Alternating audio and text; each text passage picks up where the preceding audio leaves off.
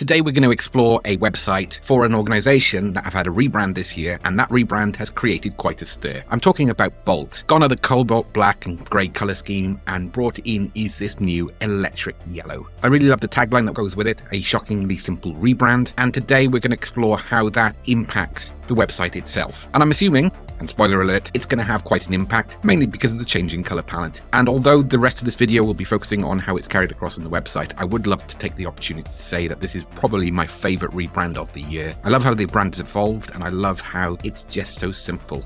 I also really like the perspective on the photography so that there is a on-brand set carried through, and we'll explore how that impacts the website at the same time. In the remainder of this video, we're going to look at some of the previous examples using the Wayback Machine of how the website's evolved since its inception in 2014, and we've seen quite a big change, obviously, since the rebrand this year. So that's enough from me. Let's go over, take a look. So we've already taken a look at the rebrand and how it uses negative space expertly to give a really nice, vibrant effect. And I believe the brand they've got now is truly timeless. Well, this one, there's absolutely nothing wrong with this website or the brand. It's thoroughly professional, but it's probably an example of a brand new company who's yet to find its feet. And often we find that reflects in the branding and therefore the web design as well. So this is a snapshot from early December 2014.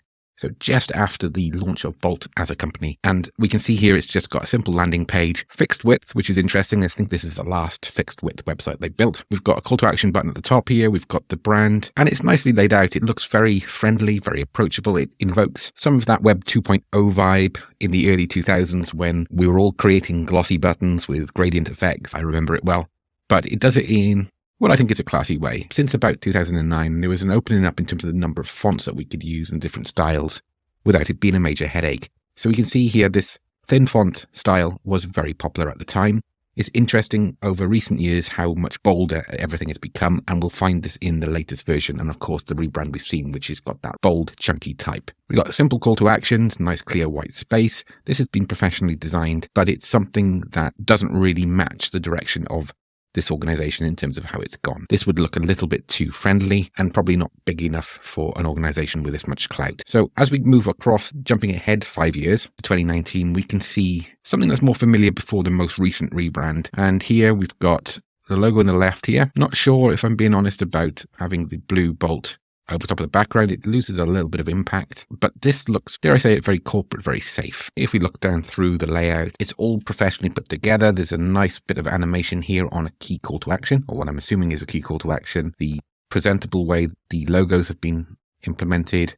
We've got high contrast, a little bit of a glitch there, but that could well be the Wayback Machine. It's not always perfect in how it re-renders old sites. And we've got a carousel here with the card effect. Really nice use of contrast, and there's not a lot to dislike about this, but there's also not a lot to provoke through the design. It's all very safe. It's an accountant's dream, I suppose is the best way of putting this. It provides data in a nicely, even presentable way, but it doesn't have the pizzazz, the impact that, say, for example, a product-based website, and I'm going to use Apple as an example, where you've got photography to really offset with the bold, striking colors.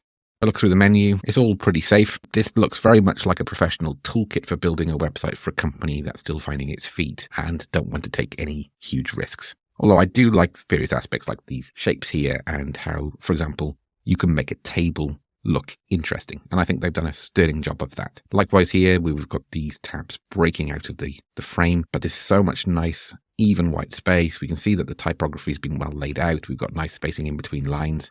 And you could say, well, for the size of this organization at this time, you would expect that. I mean, of course, yeah, but I do like that pulsing call to action. So we've got a jumper footer at the bottom here with a series of, and we've got a nice gradient effect on that call to action button. And when we hover over it, there's just a bit of a halo, a bit of a glow over top of it. And we can see that there's consistency in the animations on the buttons, even though the button stylings are slightly different. So for me, I'm just wondering whether you could just make those buttons the same size, or I'm just being pedantic. I like things to be uniform as well. So you can see the evolution between the two. They're starting to find the feet in terms of the brand at the time. We've lost the lozenge or the rounded rectangle around the brand, and it's laid out slightly different on this one. So let's jump ahead to 2022. This is just before the rebrand. So now we've got, I'm assuming will be a shopper. Yep, Gloria, our loyal shopper. And we've got the pulse, that effect that we had on the button on the previous example, breaking out of the image. But by just bringing a person into the layout, it makes the website more personable as well. We've got these icons here, which are all different colors, but yet on the same color palette. So we've got that gradient rainbow effect, which works really nicely. Then if we hover over the drop-down menus, these are beautifully designed. I really like the effect on these. The way they fade into the foreground is using drop shadows to create the gradient effect below each of the tabs, and we've got icons in each of the menus. I'm definitely going to see if our team could create plugins to recreate this effect on website builders like Squarespace and Hostinger. Now, if we look here, we've got a timeline effect. And what I really like is how that gradient color is changing as we're scrolling through. It's not jarring, it's smooth, and it brings in these colors once again into the color palette. You could say that this hero could have a little bit more impact. And when I show you the latest version, you'll know where I'm coming from. This section here, I'm just wondering whether this could be more integrated within the design. Again, I'm probably being very picky. Before jumping into the next steps, I thought I'd share with you Hostinger and its wonderful hosting plans. We've got the pricing table here, and even the business plan works out at £3.49 per month. And you might think that's just for one website, but that's up to 100 websites per account. From someone who's come from a Squarespace background, this is an amazing deal. We'd be looking at 3 to 4 times this price just for one hosting plan. There's also a huge feature list, so whether you want to host WordPress websites or use the Hostinger website builder, which includes an AI builder as well. If we jump into the add to the cart option, we only need a 12-month contract to get the price at £3.99 per month. If we jump onto the 48-month option, we can have further savings. So if you're looking to host multiple websites for 4 years at £167.52, that is an amazing option, saving £552. And if you're unsure as to whether the Hostinger website builder can do what you need, our Hostinger Box of Tricks course covers everything to get up and running with this website builder platform. Just be sure to use the Pixelhaze 10 discount code and the link in the description. That'll help us to continue to create free content. Back to the video. If we remove that, we've got a great example of how you can make a very corporate website, a finance website, look striking. And one thing to note here is there is no footer. So I think on the previous example, did we have a jumbo footer? Yeah, we had a jumbo footer here in the bottom with a series of menus. On this version, and again, it's going through the Wayback Machine, so it could be that it hasn't loaded, but it's interesting that there isn't, or there doesn't seem to be one for that. The Wayback Machine can take a while to load pages because it's stored in the archive. Sometimes it tells me off because I put too many requests in, and yeah, that's not loading at all. So we'll just stick to the homepage examples here. But nice effect. You've got the combination of the protagonist and you've got the graph effect.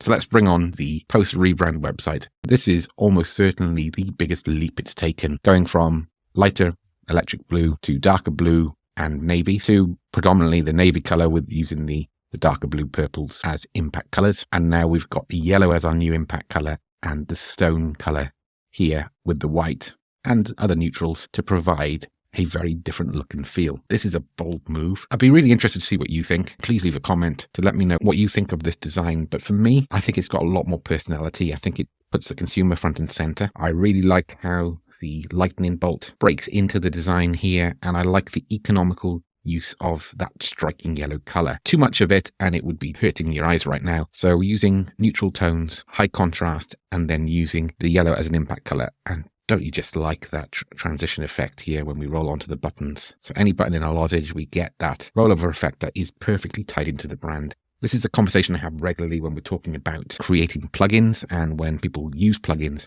Plugins are fantastic. They can make a website look more individual and more bespoke. But at the same time, you have to be very careful about choosing what plugins to use where and being economical in the number that you use. For example, if we were to create an effect similar to this on a website that doesn't use anything else like that in the brand, then it can be quite jarring and just feel like it's been a bolt-on. Sorry, bad pun. But I really like the cutout effect here of the brand going through it. It's got a playful element. We've almost got a little bit of scrapbooking style here with the cutout and then the different shapes, collage effect on the site, but it's used economically, meaning that we still get that corporate structure. The content's easy to read. We've got great use of white space here. So if we look at the micro white space in between the lines, it's easy to read the text, even though little details like the line spacing seems to be more on the older side than it is on this one. They've made it more compact. Then when we look at the macro white spacing, we can see loads of breathing space in between the text and our protagonist in layout and the spacing at the bottom. We then bring in some movement, and when we hover over them, it stops, and I really like that because it means we're in control of the website as the viewer. Maybe, yeah, I'm being really picky now, but it would be lovely so if we had like a slow down transition, so instead of it stopping completely, it would just grind to a halt slowly. But that's definitely personal taste. And here we've got that effect once again. So when we roll over the section, we can see that the color's changing. We've got the bolt coming through on the design. We've got an example of how it looks on the screen. And then we've got the yellow used once again for impact on certain keywords. I really like the card effect here and the fact that it's almost like a masonry style where not every tab is the same size. The illustrations all tie into that effect. And look, we can see the perspective here of the illustrations matches the perspective of the image. So we can see the angle that the photo's been taken is very deliberate to make it an interesting effect. And then we can see that, I think in the example I showed at the start, which is on the YouTube channel, uses the same effect. So if we were to look at multiple images, we can see the perspective here. So the giant hand coming out of the person. So it's not the same angle each time, but there is definitely a theme to both the illustration and the photography to create that dynamic three-dimensional style. Just seeing if there's any other pages with images in them. Yep, here's another example here. So we've got the push bike and the giant wheel at the front, and it just goes back to a vanishing point at the back. And that perspective just draws you in and makes it really interesting. And you can see here now that you've got that on a billboard. I'd have to be careful because I would be, what did you call it, rubbernecking when you're driving in the car, and I could end up just crashing my car by looking at that because I just love the art style, the use of the colors. It's vibrant. It says very little, but yet at the same time, it draws your eye in, and it's all down to that very clever use of perspective. Got the pulse effect here, and overall, I think this is a beautiful website design. Like even the more corporate layout areas, everything's been meticulously chosen. Now, I'm not sure why these arrows are still here. Maybe they shouldn't be there if you've only got 3 images. For me, that's the only frustration I've seen so far is I want to click on those. And again, we've got the same effects here on the text. The footer's come back. So again, I'm not sure if that's a issue individually with this one here, or whether it's the Wayback Machine not loading the footer, but we've got a large jumbo footer here, which makes it easy to navigate, and we've got the mail shot get updates option, which will again appear on every page. Nice use of banding for high contrast, dividers between each section, and then a really smooth, easy layout to navigate through on a page-by-page basis. That's nothing new. Then the use of the bolt, that collage, scrapbook effect, I think works really well. I'd love to hear what you think. Do you believe that they've taken a step in the right direction? Have they captured lightning in a bottle? I'm sorry. I think we'll leave it there. Looking forward to the next one. If you've got any ideas of what website you'd like me to cover, I'm all ears. Catch you next time.